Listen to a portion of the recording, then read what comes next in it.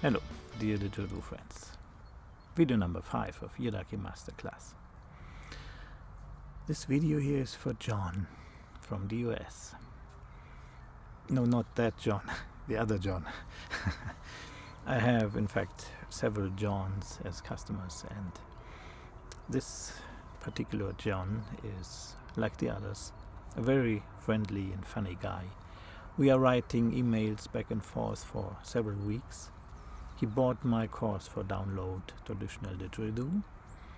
He's happy with it, and he desperately needed my now extended after-sales service because he bought a Jalo Yidaki from a good friend of mine here in Germany, and a crack appeared. And this shook John up pretty good, because it's his first instrument. He loved it from the first moment on, and a crack is like a crack through the heart, you know. I guess this will be a bit funny, this video, because I tried to enlighten him. Those things, they just happen. And he was on the bright side of life, because his crack was more like a hair fraction, easy to repair. So I wrote him everything what he needs to know to restore the instrument to its prime condition.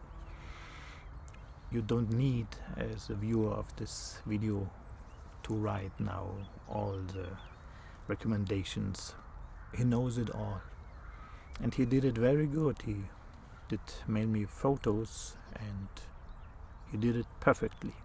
You could see nothing. Then the second crack appeared, putting him real into despair.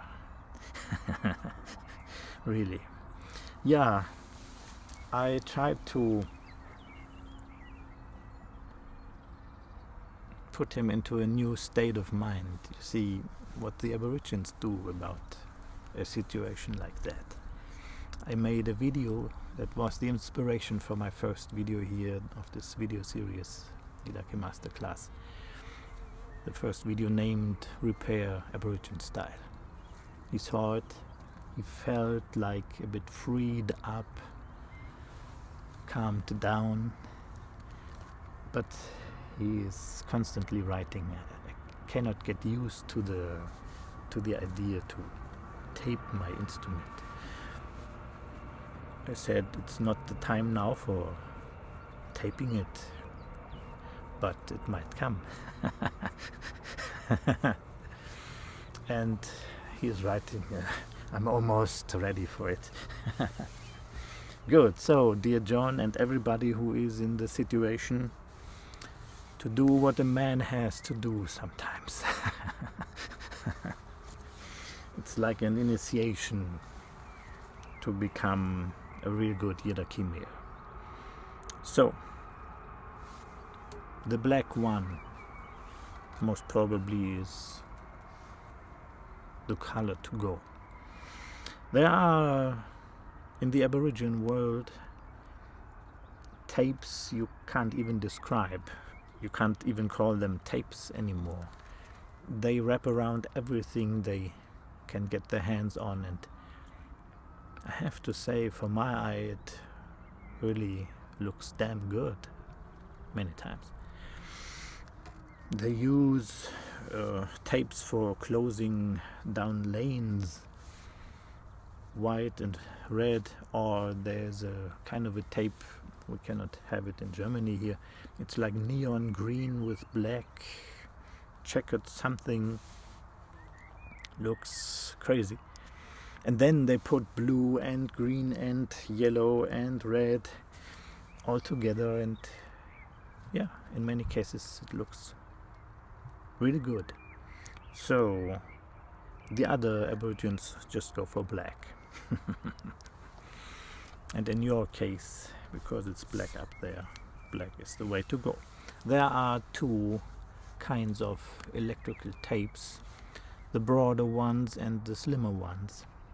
I like the broader ones I can get it easily because around my corner there's a shop having lots and lots of them, black and white. Yeah, so if you have only the slimmer ones, no problem. I once taped a Nonyo Ganamba Mandapul that was painted red up here, really red. So it was logical to use the red one, the red tape. The most crazy tape I heard of was a Margot taped in pink. Yeah, pink. And it sold to Japan, and I heard Japanese players, sorry, they are crazy about taped instruments because this means they must be good. They have to be ceremonial, most probably. This pink taped one came then to a good friend of mine, and he took off the tape and expecting real big cracks, but there was nothing under it. Nothing. A perfect instrument, painted straight black, so no painting to cover with for cultural reasons. Good. So how do you tape now your instrument? If a crack is coming from up here down there, I would start down here and going in spirals up, of course, coming real close to the edge. I saw that in many cases how the Aborigines do it,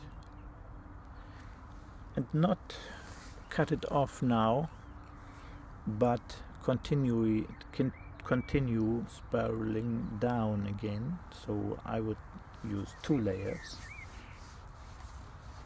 and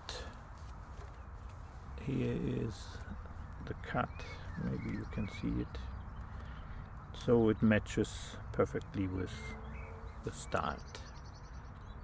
Why 2 layers?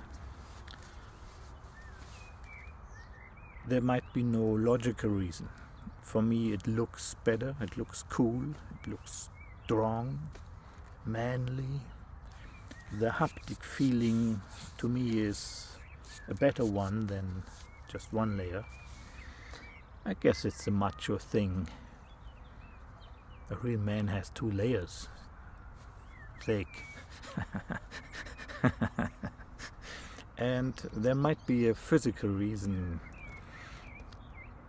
My experience, especially with this mandapul, which had a big crack here, very open, I taped it pretty tightly, and I put sugar back before in the crack, and then I taped it real tightly, and somehow this is feeling when I play it more sturdy than without the crack, more direct, punchy.